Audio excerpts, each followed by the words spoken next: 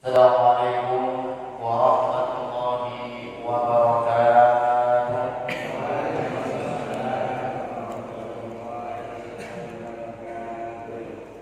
Alhamdulillah, wassalatu wassalamu ala Rasulillah wa ala alihi wa sahbihi wa man walah. Asyhadu an la ilaha illallah wahdahu la syarika lah wa asyhadu anna sayyidana Muhammadan abduhu wa rasuluhu la nabiyya wa la rasula ba'dah. Allahumma shalli wa sallim ala sayyidina Muhammad wa ala alihi wa sahbihi wa man tabi'ahum bi ihsanin ila yaumiddin. Amma ba'd. Bapak-bapak jamaah salat subuh yang berbahagia, alhamdulillah segala puji bagi Allah Subhanahu wa taala atas segala limpahan nikmat-nikmatnya kepada kita, terutama nikmat iman, nikmat Islam, nikmat sehat walafiat, sehingga pada pagi hari ini kita bisa berkumpul di masjid yang mulia ini. Semoga apa-apa yang telah kita kerjakan, yang sedang dan yang akan kita lakukan dari segala macam ibadah, Allah Subhanahu wa taala terima amalan-amalan kita. Amin amin ya rabbal alamin. Salawat serta salam dan tercurahkan kepada junjungan Nabi besar Muhammad sallallahu alaihi wasallam beserta keluarga, para sahabat dan para pengikutnya yang insyaallah kita semua termasuk di dalamnya. Amin ya rabbal alamin. Pada pertemuan yang sebelumnya kita telah membahas dan menjelaskan secara panjang lebar dari tafsir surat Al-Isra, dan itu semua sudah selesai. Maka kita akan lanjut ke tafsir surat berikutnya, yaitu surat Al-Duha. Akan ada beberapa poin yang akan kita bicarakan. Yang pertama adalah nama surat, yang kedua hubungan surat Ad-Duha dengan surat sebelumnya yaitu surat Al-Lail, yang ketiga asbabun nuzul, yang keempat keutamaan surat Ad-Duha, yang kelima makkiyah atau madaniyah, yang keenam jumlah ayat, dan yang ketujuh kandungan global. Yang pertama nama surat, surat yang paling populer di dalam mushaf-mushaf dan kitab-kitab tafsir dan juga di dalam hadis, yaitu surat Ad-Duha. Akan tetapi ada juga yang menamakan surat Ad-Duha ini dengan Wad-Duha, diambil dari ayat yang pertama. Jadi surat Ad-Duha itu mempunyai dua nama, yang pertama Ad-Duha dan yang kedua Wad-Duha. Lalu yang kedua, hubungan antara surat Ad-Duha dengan surat sebelumnya yaitu surat Al-Lail.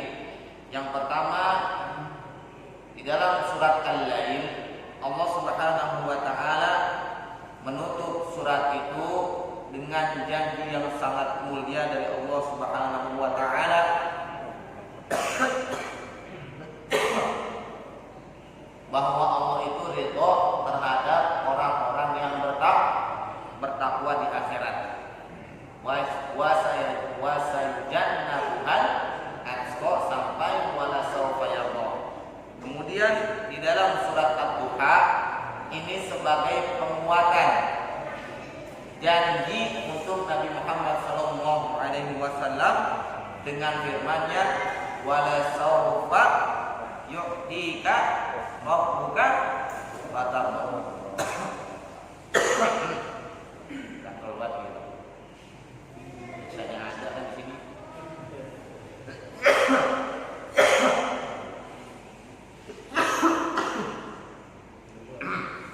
Nah, jangan minum dulu, Pak. Lalu itu hubungan yang pertama.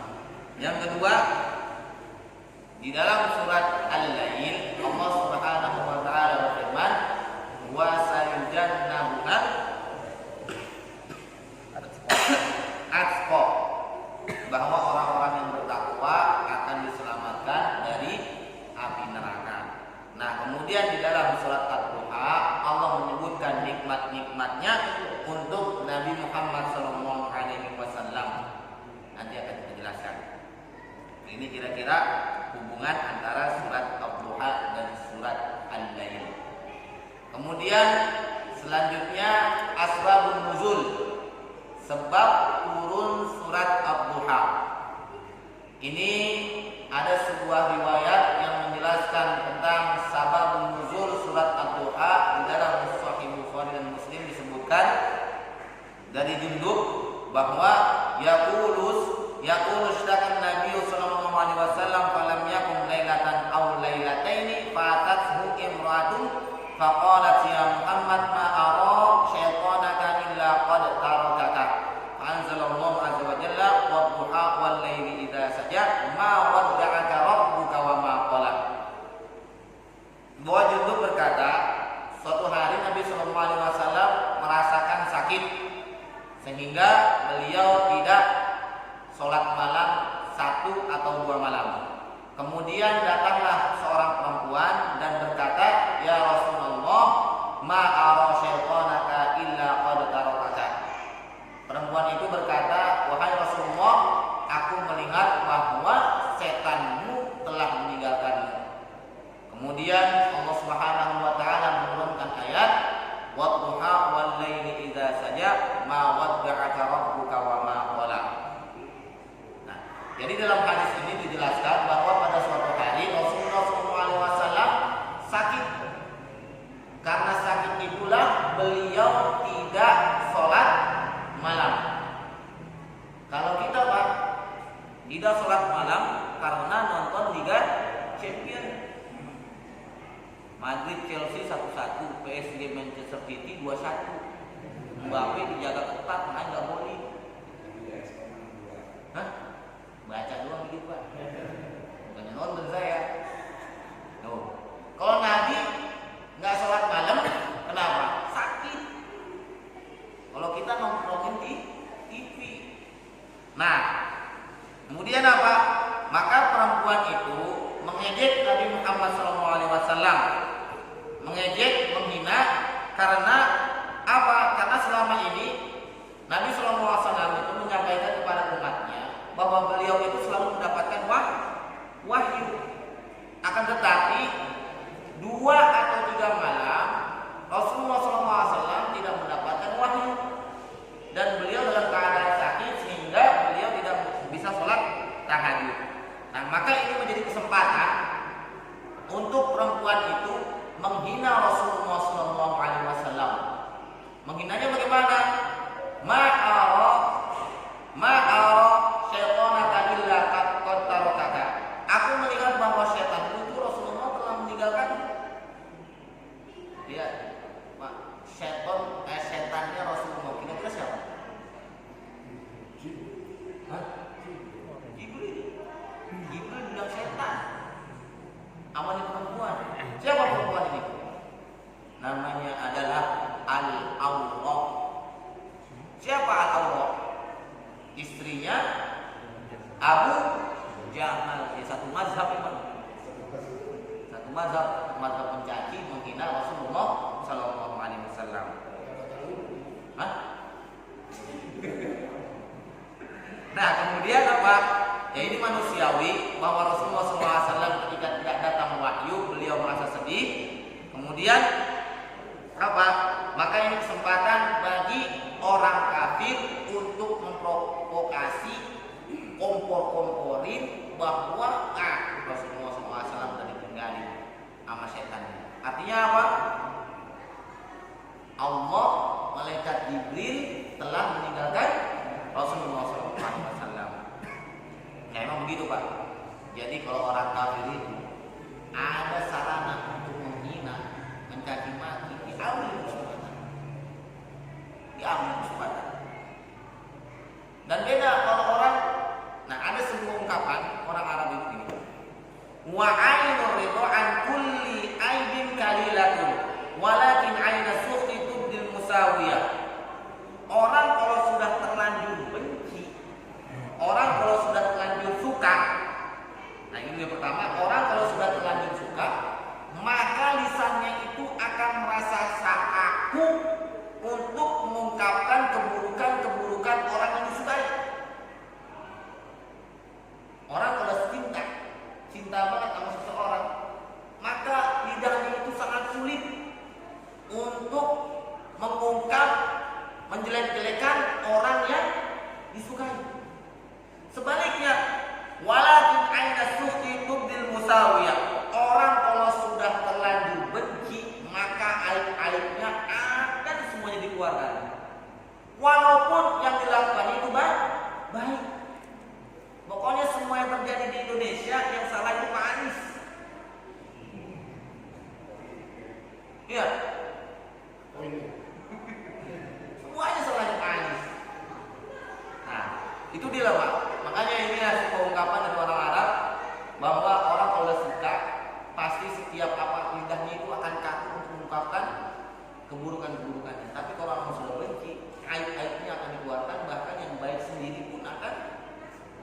suci. Nah, al-aurah ini, maka beliau ini merupakan kesempatan ketika Rasulullah SAW sakit. Bayangin Pak, orang sakit seharusnya dihibur, tapi oleh al-aurah, istrinya Abu Jahal malah dihina, dicaci maki, dibilang apa? Ya Rasulullah, aku melihat bahwa setanmu itu telah pergi. Maka ketika Ummu Jamil al-aurah mengatakan seperti itu kepada Rasulullah SAW, turunlah ayat wadduha wal laili idza saja ma wadda'aka rabbuka wa ma qala. Yang perlu digarisbawahi ini adalah ayat yang ketiga, ma wadda'aka wa ma qala, bahwa Tuhanmu tidak meninggalkanmu dan tidak membencimu. Nah, itu dia kira-kira asbabun nuzul dari surat Ad-Duha. Kemudian keutamaan dari surat Ad-Duha. Ada sebuah riwayat an Rasulullah SAW qala man qara'a surat Ad-Duha ja'alallahu fi man yarda bi Muhammadin an yashfa'a lahu wa asyara hasanatin yaktubuha Allahu bi adami kulli yatimin wa sa'ilin.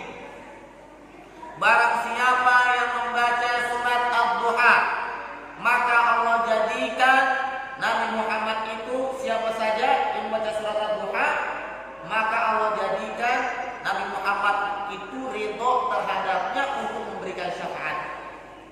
Kemudian apa? Dan Allah akan tuliskan baginya 10 kebaikan dengan jumlah anak yatim dan orang yang meminta. Di dalam riwayat ini ada 2 keutamaan orang yang membaca surat Ad-Duha. Yang pertama, Nabi Muhammad akan ridho. Saking ridhonya apa? Nabi Muhammad akan memberikan syafaat kepadanya. Dan yang kedua, Allah akan tuliskan 10 kebaikan dengan jumlah anak yatim dan orang yang meminta. Mantap banget Pak. Berapa kira-kira jumlah anak yatim? Banyak.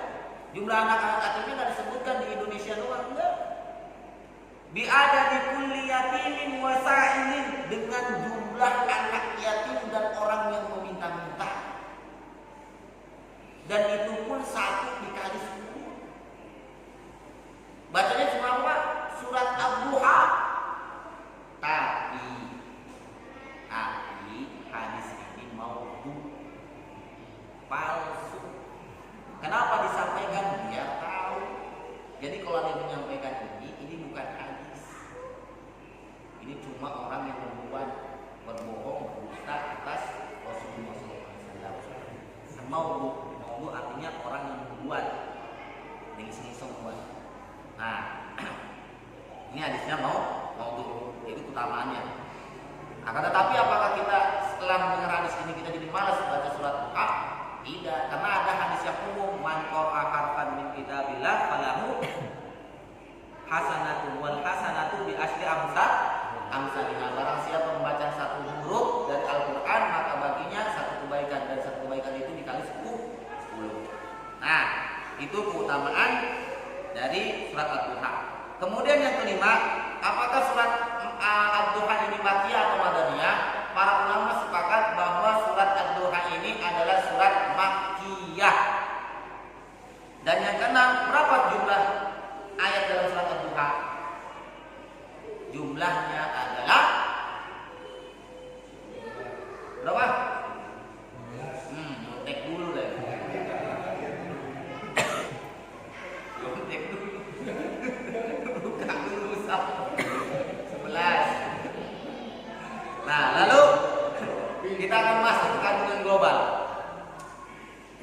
Nah, kandungan global yang pertama dari surat Ad-Duha, bahwa Allah menjelaskan di dalam surat Ad-Duha, Allah itu tidak meninggalkan Nabi Muhammad SAW dan tidak membenci Nabi.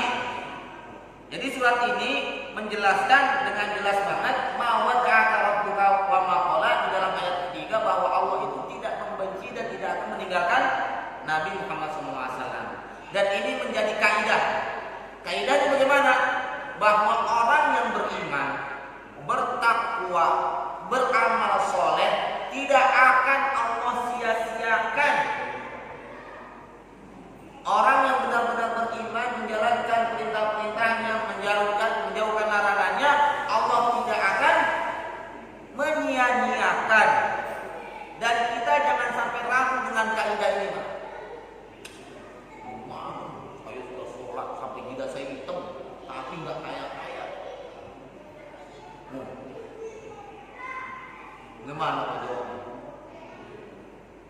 doa banyak, sholat tahajud, wajibnya dijalani, puasa Ramadan, minta kaya tapi nggak kaya-kaya. Semuanya ada hikmah. Allah yang maha tahu. Nah, maka kaidah ini sama seperti kita ambil pelajaran dari kisahnya Siti Hajar. Lihat Pak, Siti Hajar ketika Nabi Ibrahim diperintahkan Allah untuk pergi perjalanan yang sangat jauh dengan istri dan anaknya. Kemudian sampailah di sebuah lembah, yang lembah itu nggak ada orang, nggak ada tanaman, nggak ada air. Ditinggalin di situ, kemudian Nabi Ibrahim pergi. Dipanggil-panggil tuh sama Siti Hajar. Ya Ibrahim, nggak nengok. Ya Ibrahim, nggak nengok. 3 kalinya. Ya Ibrahim, nggak nengok juga. Kemudian apa? Kata Siti Hajar, Allahu amaraka bihadza. Apakah Allah yang menyuruh engkau untuk berbuat seperti ini?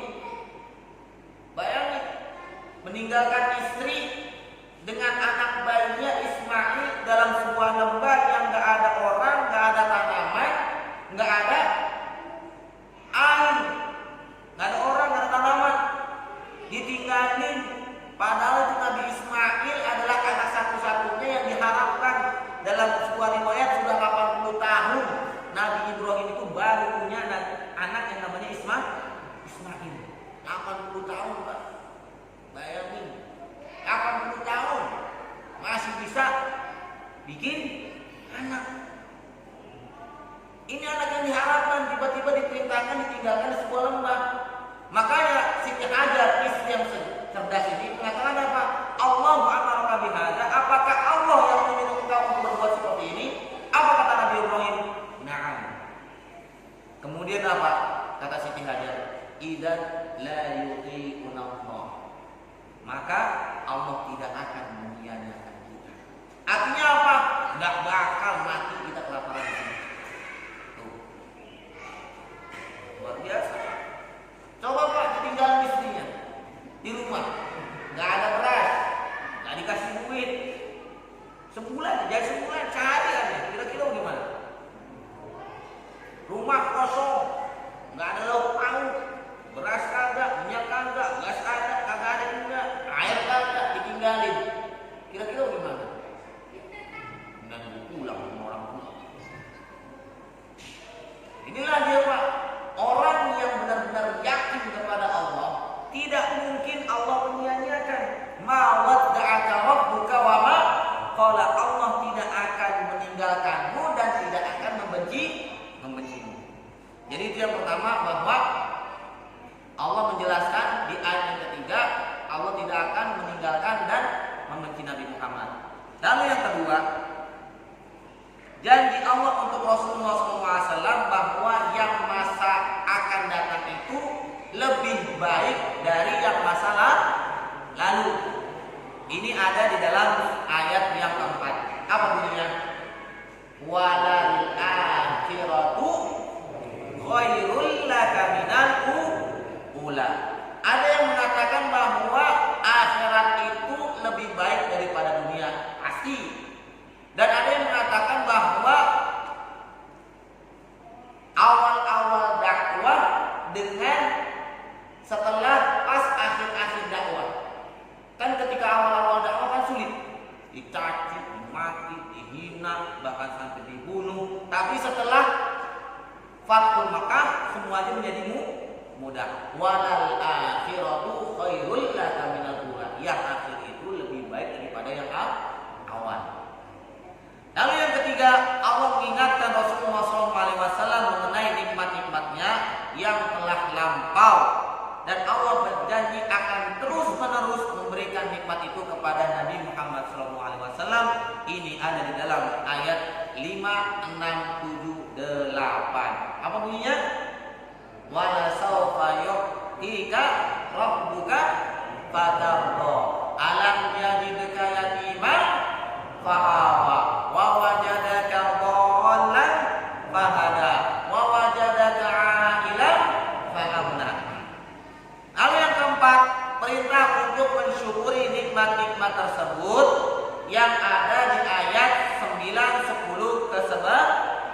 Fa ammal yatima fala taqhar wa ammas sa'ila fala tanhar wa amma bi ni'mati rabbika fahaddits. Nah, yang menariknya di ayat ini tidak ada kata syukur. Tadi kan dibilang bahwa perintah untuk mensyukuri nikmat-nikmat Allah. Akan tetapi kalau kita cek dari ayat ke-9 sampai 11 tidak ada kata syukur. Nah, yang paling afdol itu, Pak, kalau kita bisa lihat kesimpulannya dari ayat 9 sampai 11, syukur yang paling afdol itu dengan tindakan. Dengan tindakan. Tindakannya bagaimana? Menggandeng anak yatim, orang-orang miskin tidak dihati. Dengan tindakan, bukan dengan cuma ucapan. Bapak bagaimana panennya? Alhamdulillah banyak. Zakatnya bagaimana? Enggak. Bapak gajiannya berapa sih? Alhamdulillah 10 juta. Sedekahnya bagaimana? Tak dulu dah, kredit masih banyak yang masih enggak. Nah, padahal syukur yang paling baik itu dengan tindakan. Nah, inilah kira-kira kandungan global dari surat Ad-Duha. Lalu kita masuk ke ayat yang pertama. A'udzubillahi minasyaitonirrajim. Bismillahirrahmanirrahim. Wad-duha. Demi waktu duha. Allah Subhanahu wa taala bersumpah dengan makhluknya yang bernama makhluk itu ad-duha. Waktu ad-duha. Kaidahnya seperti yang pernah disampaikan bahwa ketika Allah bersumpah dengan makhluknya, berarti makhluk itu mempunyai keistimewaan. Sebagaimana ketika Allah bersumpah dengan wal asri, demi waktu. Karena Allah bersumpah dengan waktu, maka waktu itu mempunyai keistimewaan. Watini wa zaitun, Allah bersumpah dengan buah tin dan zaitun. Maka buah tin dan zaitun itu mempunyai keistimewaan. Begitu juga dalam surat ini Ad-Duha, Allah Subhanahu wa taala bersumpah dengan wad-duha, demi waktu duha. Artinya Ad-Duha itu mempunyai keistimewaan. Nah, sebelum kita membicarakan tentang keistimewaan Ad-Duha, alangkah baiknya kita harus tahu kapan waktu duha itu. Kapan kira-kira? Nah, secara bahasa Ad-Duha itu artinya waktu siang ketika mulai memanas.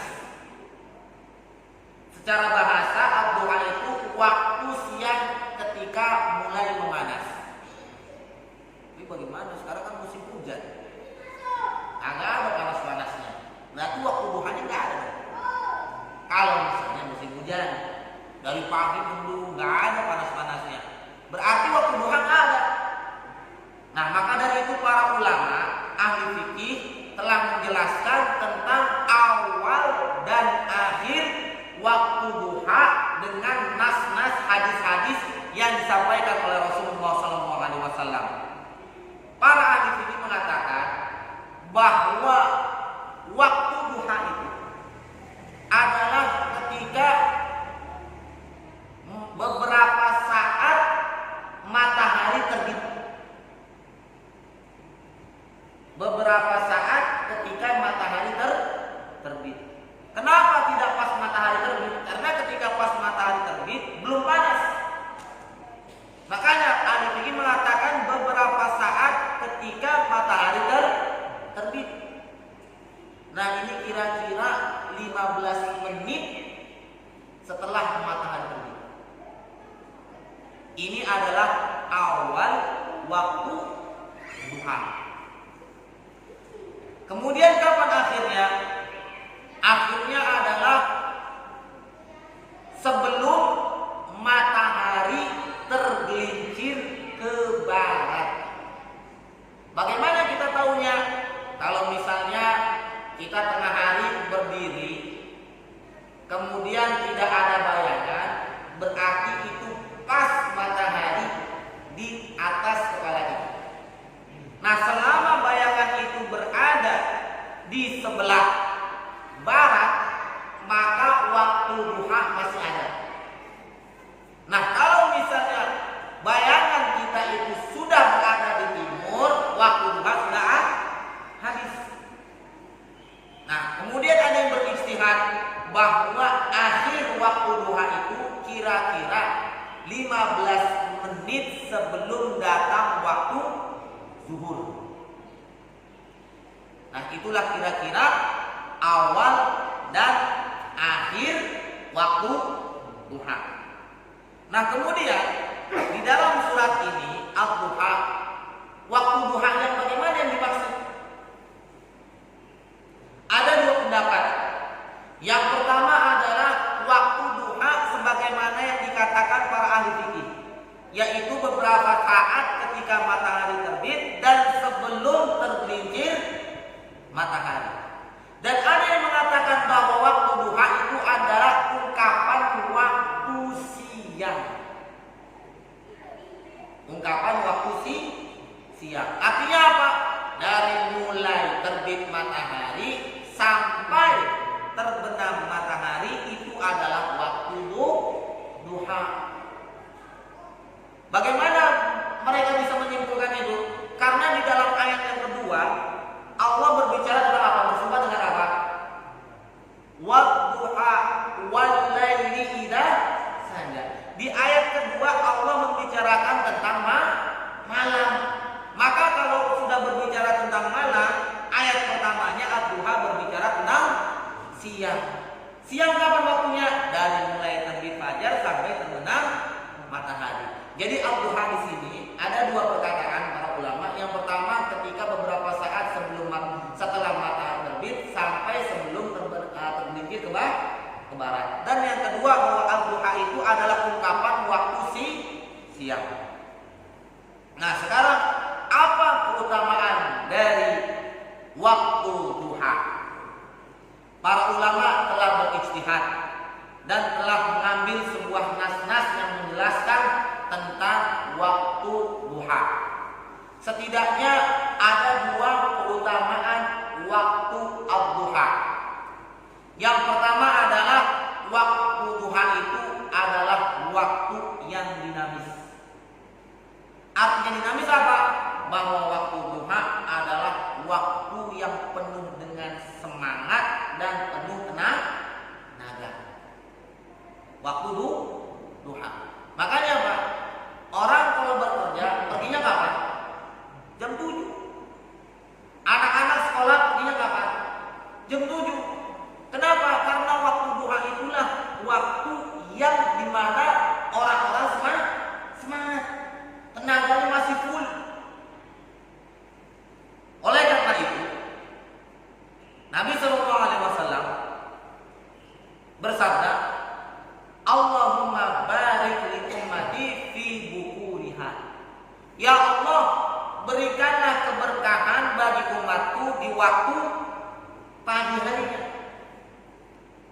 Makanya kalau kita bekerja, belajar, beribadah di waktu pagi itu semangat, tenaga masih full. Coba Pak, kalau seandainya anak-anak nih belajar matematika pada saat jam 12 siang dan jam 7 pagi, mana yang lebih semangat? Jam 7 pagi. Karena kalau belajar udah matematika susah, jam 12 udah capek. Karena jam 12 itu jam-jamnya tidur. Nah, yang kita merasa kasihan itu ada Pak, pelajaran agama rata-rata ditaruhnya jam 12. Bukannya waktu pagi. Makanya anak-anak sudah seminggu sekali jam agamanya ditaruhnya jam 12. Pas pelajaran agama tidur. Ada yang tidur. Tuh. Makanya dijelaskan di sini, makanya itu waktu utama yang paling utama, istimewa yang pertama waktu duha adalah waktu yang dinamis. Artinya masih semangat tenaga, masih penuh tenaga, semangat masih ada. Karena pada masa waktu pagi beda dengan waktu siang. Nah, kemudian ada lagi sebuah hadis, sebuah riwayat hadis yang menyebutkan bahwa wa kana idza ba'asa sariyatan aw jaisan ba'asahum awwalan nahari. Dulu Rasulullah SAW ketika mengutus sebuah kelompok pasukan atau tentara, maka beliau itu mengutusnya di awal siang. Awalan nahari, di awal siang. Artinya apa? Di waktu duha. Dan yang lebih mantapnya lagi nih, wa kana Sakhrun rajulan tajiran. Ada sahabat yang bernama Sakhr. Sakhr ini adalah seorang pedagang. Wa kana idza ba'asa tijaratan ba'asahum awalan nahar. Dan beliau ketika mengutus para saudagarnya, pedagangnya, beliau mengutusnya di awal siang, artinya waktu duha. Fa asra wa kasra maluhu. Ketika beliau sudah berusaha mengutus para saudagarnya yang bantu dagang di awalan nahar, apa yang terjadi? Fa asra, beliau menjadi kaya. Wa kasra maluhu, dan banyak hartanya. Hanya yang mau punya usaha, pagi-pagi ada subuh buka, jangan jam 9 masih ucap-ucap mata. Kemudian apa dalam riwayat lain? Fakasuromanuhu hatta la yadri aina yadhuhu. Saking banyaknya hartanya sampai beliau ini Sakhr ini bingung naruh hartanya di mana. Saking banyaknya. Kalau kita bingung, tadi taruh di mana ya? Kalau Sakhr bingung namanya di mana? Saking banyaknya hartanya. Nah, inilah keberkahan ketika seorang berusaha di pagi hari. Makanya Allahumma barik li ummati fi buhuriha. Ya Allah, berikanlah keberkahan untuk umatku di pagi harinya. Nah, jadi pelajarannya apa? Bahwa waktu duha itu waktu yang dinamis, waktu yang penuh semangat, waktu yang masih penuh tenaga. Ini adalah keistimewaan waktu duha. Lalu keistimewaan yang kedua adalah waktu duha di dalamnya disunnahkan suatu ibadah yang mulia. Apa itu? Salat sunnah ad-duha. Nah, lalu kalau kita disunnahkan salat sunnah ad-duha, apa keistimewaan dari salat ad-duha? Dijelaskan dalam suatu hadis Rasulullah SAW bersabda, yusbihu ala kulli sulama min ahadikum shadaqatun fa kullu tasbihatin shadaqatun wa kullu tahmidatin shadaqatun wa kullu tahlilatin shadaqatun wa kullu takbiratin shadaqatun wa amrun bil ma'rufi shadaqatun wa nahyun 'anil munkari shadaqatun wa yujzi'u min dzalika rak'atani yarka'uhuma min ad-duha. Bahwa di pagi hari kalian itu diwajibkan untuk bersedekah. Maka setiap sendi yang ada di dalam diri kalian itu ada wajib disedekahkan. Dan tasbih itu merupakan sedekah, tahmid sedekah, tahlil sedekah, takbir sedekah, amar ma'ruf sedekah, nahi munkar sedekah. Dan semua itu bisa dicukupkan dengan 2 rakaat salat duha. Nah, kalau misalnya kita nggak salat duha, kan tadi setiap sendi harus disedekahkan.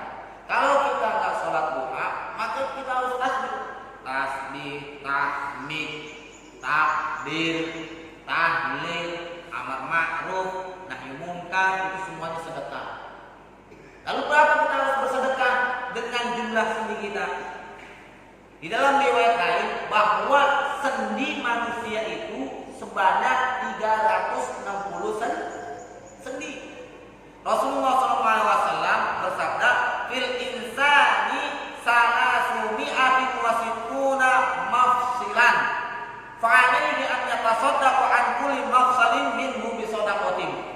Bahwa di dalam diri manusia itu ada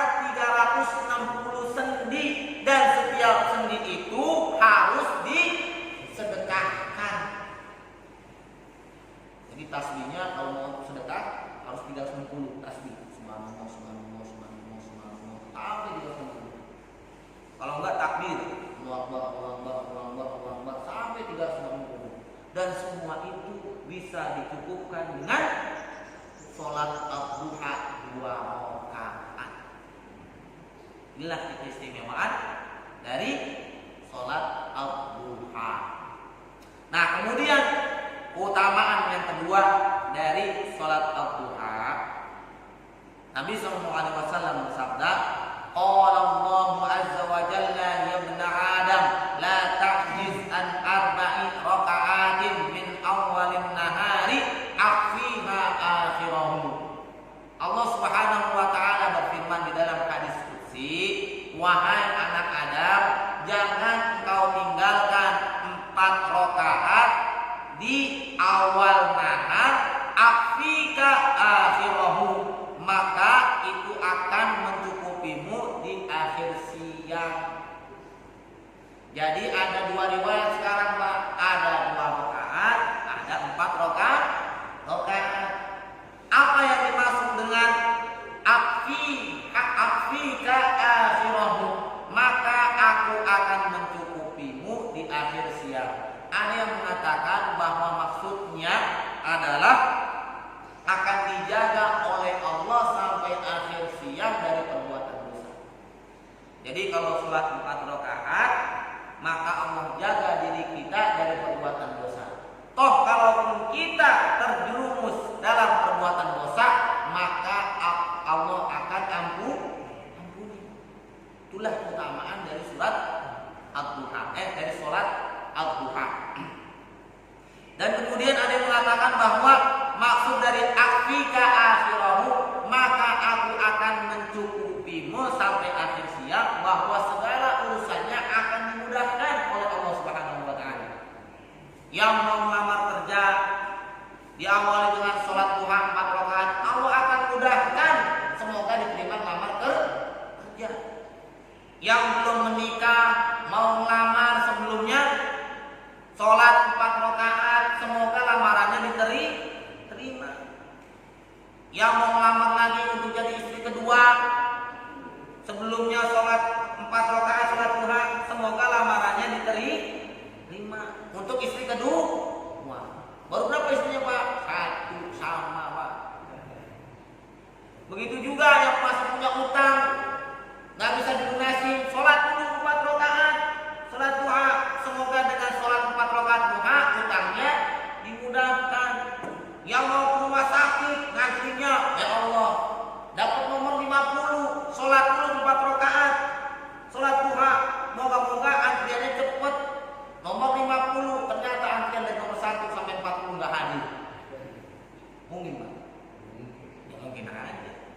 Sholat dulu 4 rakaat sholat duha, kan akan dimudahkan oleh Allah Subhanahu wa taala. Segala urusannya, karena umum, apapun segala urusannya, kalau mengalami kesulitan diawali dengan sholat 4 rakaat, maka semuanya akan dimudahkan. Aqfika akhirahu. Nah, jadi kalau kita mau milih, Pak, mau yang 2 rakaat apa yang 4 rakaat? Kalau yang 2 rakaat itu sama seperti sedekah, untuk mencukupi sedekah persendian yang jumlahnya 360. Kalau yang 4 rakaat akan dimudahkan segala urusannya. Mau yang mana? Yang mana aja, yang penting sholat duha. Tapi kalau ditanya, Pak, mau gaji yang 1 juta apa yang 10 juta? Mau yang gajinya, kalau misalnya mau kerja nih, gajinya maunya 1 juta apa 10 juta? 11 juta. Dengan duit aja melek. 4. Yang banyak kan, yang namanya banyak kan biasanya lebih afdol. Nah, itulah keistimewaan dari sholat al-duha. Yang pertama seperti sedekah setiap persendian, dan kedua akan dicukupkan segala urusannya. Nah, kemudian Nabi SAW, nah yang paling penting di sini adalah yang paling afdol. Yang paling afdol itu sholat di awal waktu atau di akhir waktu. Kan tadi dibilang bahwa waktu duha itu menurut pendapat pertama dari mulai beberapa saat terbitnya fajar sampai sebelumnya tergelincirnya matahari ke barat. Ini waktu siang. Nah, yang paling afdol sholat duha itu dikerjakan di awal atau di akhir. Maka kata Rasulullah SAW, sholatul awwabina ina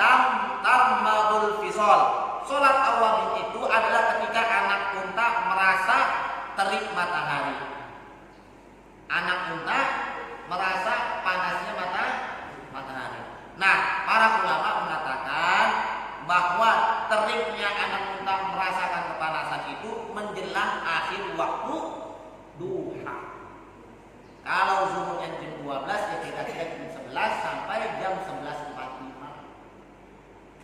Itulah yang paling afdal. Kenapa waktu itu paling afdal? Lihat, orang kalau sudah masuk waktu siang itu sudah capek, males, ngantuk. Betul. Makanya ada yang namanya qailulah. Qailulah itu tidur sedikit sebelum waktu zuhur, itu sunnah. Kira-kira setengah jam. Mau kemana Pak? Qailulah dulu, lumayan nih, setengah jam sebelum zuhur. Iya, setengah jam, jangan sampai kebablasan. Setengah 12 tidur, bangunnya jam 2. Itu bukan qailulah, ngantuk. Nah, jadi kenapa sholat yang paling afdal ad-duha di akhir waktu? Karena seseorang ketika waktu siang itu sudah mulai capek, malas, ngantuk. Ketika kebanyakan orang seperti itu, dia memikirkan untuk sholat duha. Coba Pak yang kerja di kantor, kalau siang ngomongin masalah apa? Tak siang makan apa nih? Wah, itu nasi padangnya enak banget. Wah, enak semua tuh. Abang nggak itu tuh, ada tuh tukang bakso, mantap banget tuh. Pikirannya kalau orang bekerja makanan untuk siang. Nah, orang ini hebat. Ketika orang-orang yang kerja memikirkan makanan waktu siang, dia justru memikirkan bagaimana bisa sholat duha 4 rakaat. Makanya sholat duha 4 rakaat yang paling afdal itu ketika di akhir-akhir waktu duha, sekitar jam 11 sampai jam 11.45. Lalu bagaimana kalau misalnya kita lagi kerja? Kan lagi kerja nggak bisa. Gimana Pak?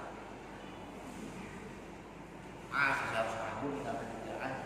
Nah, tentu kerja itu adalah wajiban. Sedangkan sholat duha itu sunnah. Maka dahulukan yang wajib. Kalau tidak bisa di akhir, di awal pun boleh.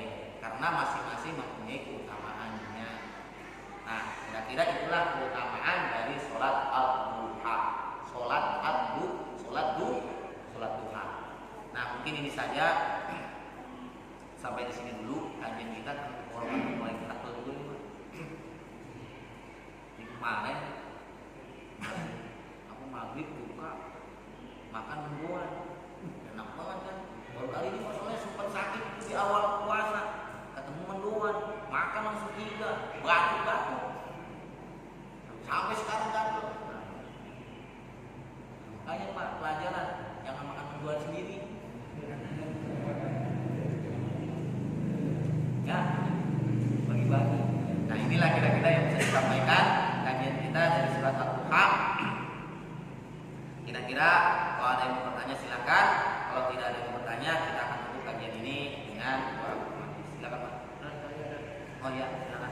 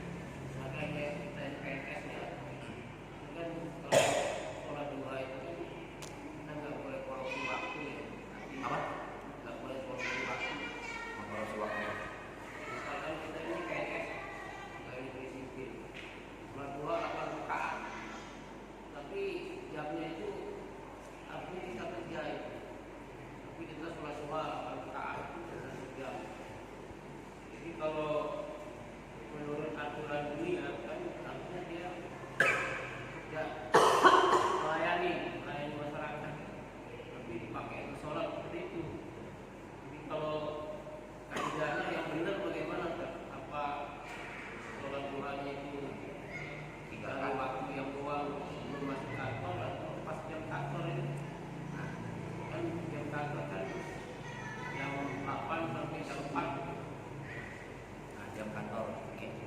Terima kasih atas pertanyaannya pada Ustadz Sub. Nah, bagaimana dengan PNS yang mempunyai jam kerja dari jam 8 sampai jam 4? Kemudian dia ingin sholat duha. Gini, Allah Subhanahu wa Ta'ala berfirman di dalam surat Al-Mutaffifin, wailul lil mutaffifin alladzina idza talu 'alan nasi yastawfun. Celakalah mutaffifin. Siapa itu mutaffifin? Alladzina idza talu 'alan nas taufun wa idza kaluhum aw wazanuhum yukhsirun. Salah satunya orang mutaffifin itu ketika dia menimbang maka dia mengurangi. Nah, ada yang mengatakan bahwa tidak hanya menimbang tetapi umum, termasuk orang-orang yang bekerja, jika memang jam kerjanya itu 8 jam, maka dia harus kerja 8 jam. Jangan sampai Pak, kadang-kadang ada yang PNS, enak banget jadi PNS kelurahan, masih jam 10, pulang jam 2. Kan ada yang begitu. Hah? Maka apa? Kalau seseorang sudah kewajibannya kerja 8 jam, kemudian dia melanggar aturan ini, maka dia akan masuk dalam firman Allah, wailul lil mutaffifin. Celakalah orang-orang mutaffifin. Celaka. Kalau sudah 8 jam kerjanya, maka itu kewajiban, tunaikan. Wa aufu bil uqud, dan tunaikanlah janji. Karena ketika kita jadi PNS itu kan kerjanya 8 jam. Stempel. Berarti kita sudah sepakat, sudah janji bahwa kita akan memenuhi jam kerja 8 jam. Nggak boleh dikurangi. Lalu bagaimana dengan kalau misalnya kita ingin sholat duha? Nah, inilah mungkin ya. Kalau memang kita tidak bisa, kalau misalnya jamnya jam 8, kan masih bisa kita laksanakan sholat duhanya jam setengah 8 sebelum berangkat kerja. Kita sholat duha. Jangan sampai jam kerja yang memang itu sebuah kewajiban dan kita sudah berjanji di atas teken kertas kerja 8 jam, lalu kita lebih mendahulukan yang sunnah, padahal memenuhi janji itu adalah sebuah kewajiban. Jadi ketika bekerja kita sudah teken itu 8 jam, tidak boleh kita mengerjakan yang lain karena itu kewajiban. Sedangkan sholat duha itu sunnah. Kalau memang kita tidak bisa mengerjakan ketika sedang bekerja, maka kerjakan sholat duha sebelum berangkat kerja. Satu minggu aja jadinya. Satu minggu. Iya. Kan pengennya istiqomah. Mungkin itu kira-kira. Satu minggu.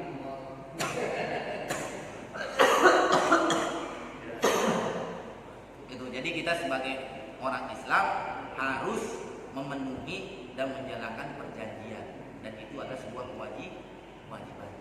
Mungkin itu yang bisa dijawab. Ada lagi? Oh iya, silakan Pak. Waalaikumsalam.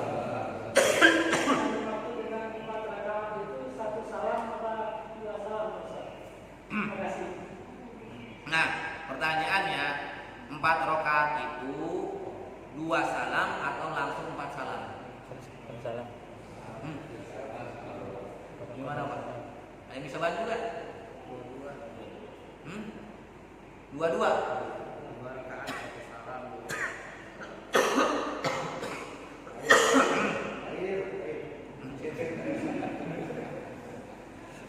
Akhirnya lagi nggak ada.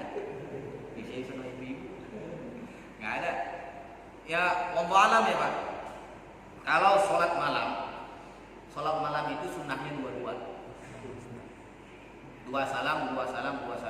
Wallahu alam, saya pernah mendengar kalau di pagi hari itu boleh dilaksanakan langsung 4 rakaat salam. 4 rakaat salam. Ini bukan 2-2, tapi ada yang mengatakan juga 2-2. Jadi banyak perbedaan antara ketika sholatnya itu dilakukan di pagi hari, sholat sunnah. Boleh ada yang mengatakan langsung 4 rakaat salam, dan ada yang mengatakan 2-2 kalau memang sholat duhanya 4 rakaat. Di wallahu alam, itu adalah perbedaan para ulama, dan saya tidak bisa menguatkan yang salah satu karena saya lupa dalilnya. Tapi insya Allah nanti ini menjadi PR. Seingat saya dulu yang pernah saya pelajari tentang sholat di siang hari itu boleh langsung 4 kalau siang hari, tapi kalau malam itu disunahkannya 2-2. Yang lebih afdol 2 salam. Tapi wallahu alam Pak, insya Allah nanti kita akan coba jelaskan lagi, mencari dalilnya mana yang lebih kuat. 4 salam atau 2 salam 2 salam. Wallahu a'lam. Nanti insyaallah Pak kita akan cari dalilnya. Ya sama-sama Pak. Bagaimana Pak? Ada lagi?